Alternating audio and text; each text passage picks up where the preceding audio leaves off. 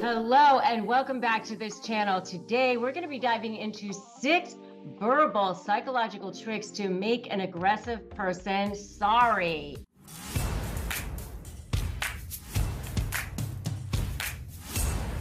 I know sometimes you've got somebody who's really coming at you, they're being super aggressive, and you want to make them sorry, or at least you want to get them to tone down the temperature a lot. And I have seen this quite a lot in my career as a high net worth divorce litigation attorney, and now as a high conflict resolution attorney, in helping people learn how to be certified in high conflict resolution. So stay tuned while I teach you some tricks of the trade, some strategies on helping people dial down the temperature when they are being super aggressive. Hi, I'm Rebecca Zung, and if you are new here, I encourage you to subscribe to this channel so that you can learn how to be powerful when you are dealing with toxic people. If you want to learn how to stop the drama, trauma, and chaos in your life and learn how to live a life of freedom, possibility, and purpose, you have come to the right place, because that is what we do here all day long. Let's talk about that first verbal psychological trick to make an aggressive person sorry. Well, the first thing that you have to do is stop defending yourself. All right, you don't defend. Never come back with defending yourself. If you start pushing back right away, they're going to push back, you're going to push back, and nobody is going to get anywhere. I would say never jade. I would say I love jade because, I'm half Chinese. So, but never jade, never justify, argue, defend, or explain. Because when you do that, you're just going to raise the temperature even more. And by the way, you're never going to convince them. You're never going to get them to go, oh, you know what? I see that now. I see your side. I didn't think of it that way. Especially if you're dealing with a narcissistic person, a high conflict person, they want to be right. It's all about them being right. If that's the type of person that you're dealing with, you got to just pull back. You got to pull back. You got to let go of the reins. You got to let go. If you're playing tug of war, right? You got to let go of that, because then somebody is like easing the tension there. So if you just let go and just let them be, then somebody is letting go of the reins and never justify, never argue, defend, or explain. So the first thing you got to do is never justify, argue, defend, or explain. Stop, okay? And let go. Really, the second thing is to let go. Just let go and let them be like that. Let them be like that, because you are going to have a strategy here that is going to be much more powerful. I call it ethically manipulating the manipulator here. You're going to come back from a much more powerful place, a much more strategic place, a much more tactical place. You don't want to be pushing back against them, because you do that, you get nowhere. The next thing I want you to do is I want you to actively listen. I want you to actively listen. And while you're actively listening, I want you to be validating them. I want you to be validating them. You're going to be saying things. I call it fluff for favor, vomit later, in a lot of ways. But you're going to be actively listening, and you're going to be saying things like, oh, I hear you. I understand.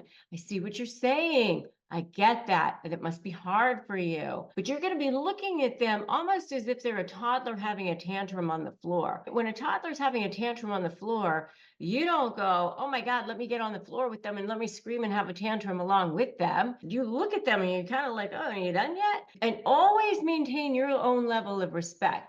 If they're not respecting you, you're out the door. But as long as they're respecting you, then you can stay in the room, and you're just looking at them, and your tone is even. Your tone is calm. And in some ways, you even want to like lower your voice. The lower your voice, the better it is. The calmer you are, the better it is. And by the way, while you're active listening, while you're giving them validation, make sure that you're always respectful too.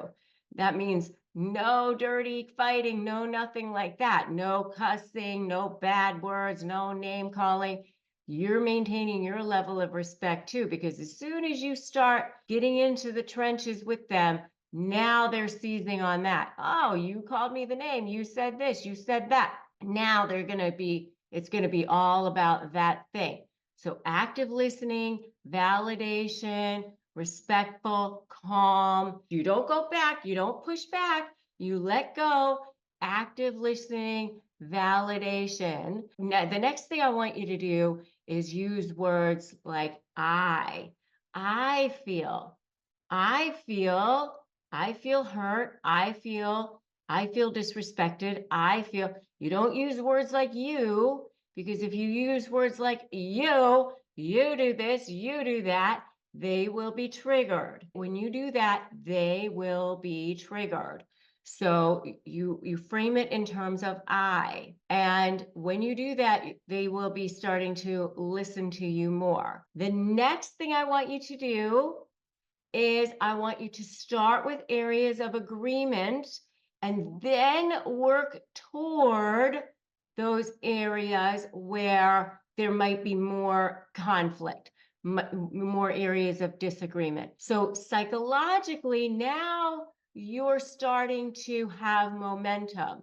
Well, I know that we can agree that we both want the best for our children. I know that we can agree that we both want whatever it is that you can find common ground on, then that's where you start. I know that we can both agree that we both should have respect for each other. Whatever it is that you can come up with, that there should be something that's an agreement on.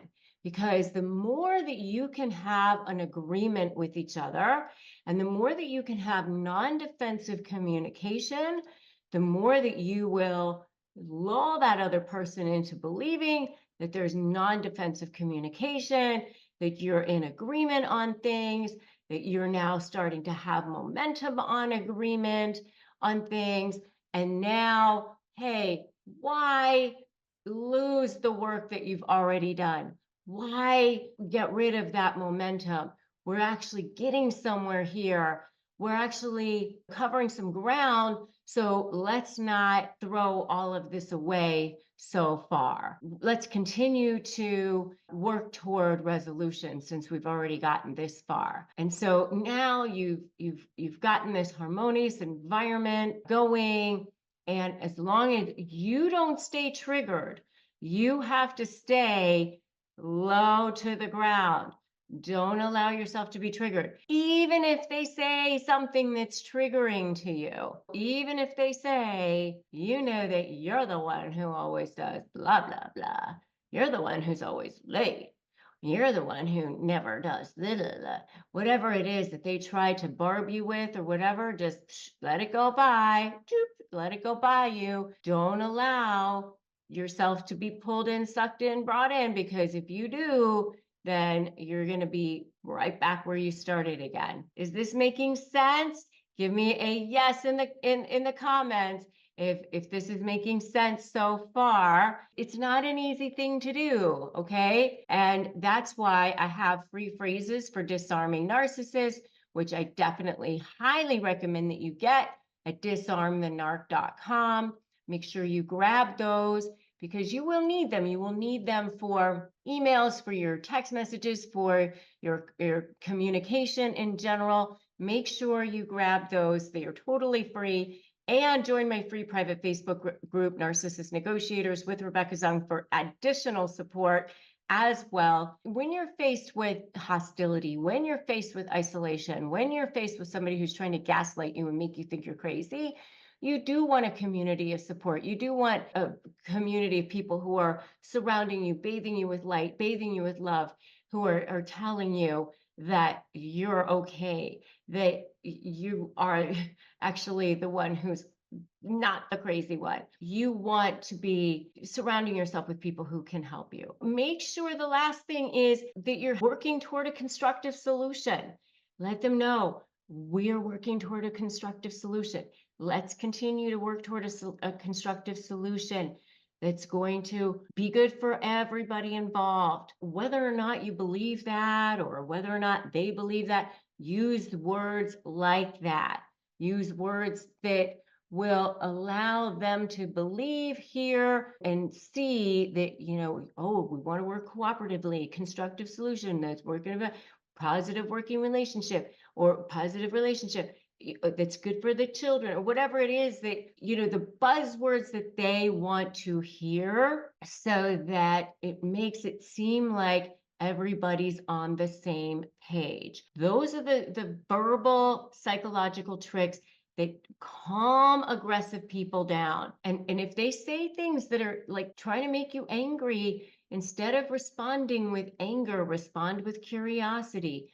See, oh, that's interesting. Why would you say that? Oh, that's interesting. Why would you do that? Don't fight back like that. Okay. Those are those 6 verbal psychological tricks for making an aggressive person really, really sorry. If this video was valuable to you, make sure that you like it. Make sure that you share it with others who need this kind of conversation, because there's so many people who need access to this sort of information, who are out there, who are dealing with toxic people in a professional setting, in a personal setting, who need access to this.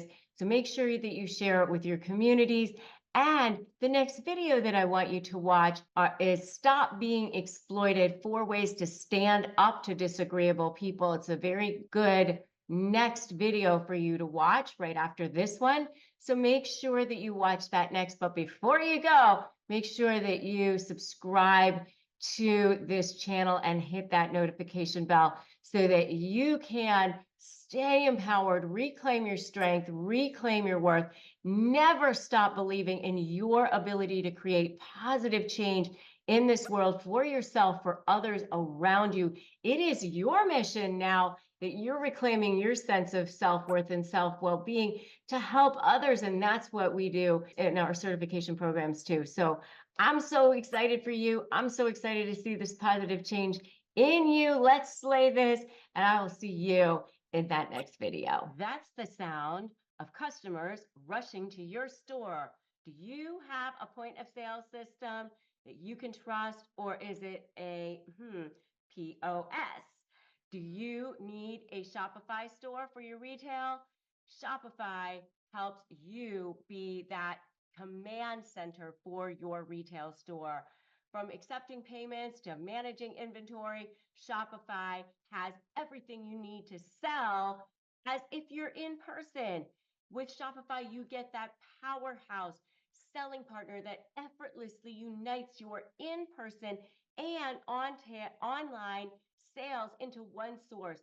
Track every sale across your business in one place and know exactly what's in stock. I use it myself.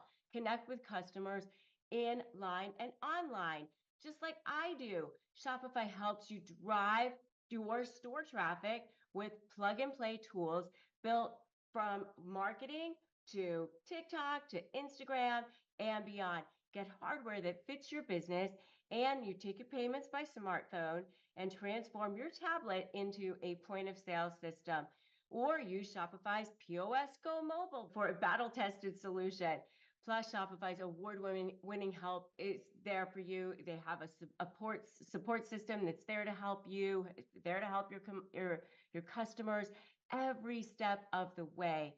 So do retail right with Shopify. Sign up for $1 per month trial period at shopify.com/bestlife, all lowercase, and go to shopify.com/bestlife to take your retail business to the next level today. Shopify.com/bestlife.